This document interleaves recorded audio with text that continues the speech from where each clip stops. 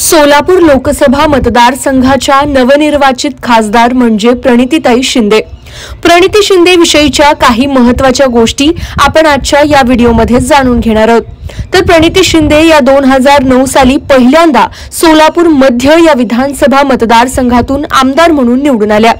गेली 3 टर्म त्या सोलापूर मध्य या विधानसभा मतदारसंघाच्या आमदार आहेत। 2021 पासून महाराष्ट्र प्रदेश काँग्रेस समितीच्या त्या कार्यकारी अध्यक्ष देखील आहेत।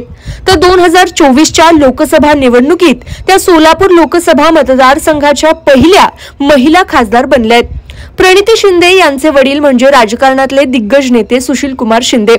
राजकारणाबरोबरच त्या जाई जुई या फाउंडेशनच्या संस्थापिका आहेत। त्या 43 वर्षांच्या आहेत। तर त्याचबरोबर त्यांनी त्यांचं पदवीचं शिक्षण सेंट झेवियर्स महाविद्यालय मुंबई येथे घेतलं। प्रणिती शिंदे यांना 2 बहिणी आहेत। त्यांची नावं प्रीती आणि स्मृती शिंदे असं आहे। या दोघींचीही लग्न झाली आहेत। प्रणिती शिंदे यांनी मात्र वडिलांचा वारसा जपत राजकारणाची वाट धरली।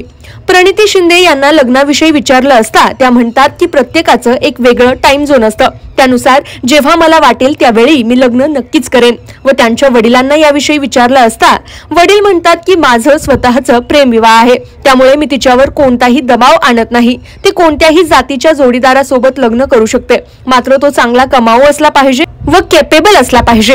प्रणिती शिंदे यांना जेव्हा लग्न करू वाटेल तेव्हा त्या करतील। मात्र सध्या सोलापूर जिल्ह्यात खासदार झाल्यापासून त्या ऍक्टिव्ह मोडवर आहेत हे मात्र नक्की।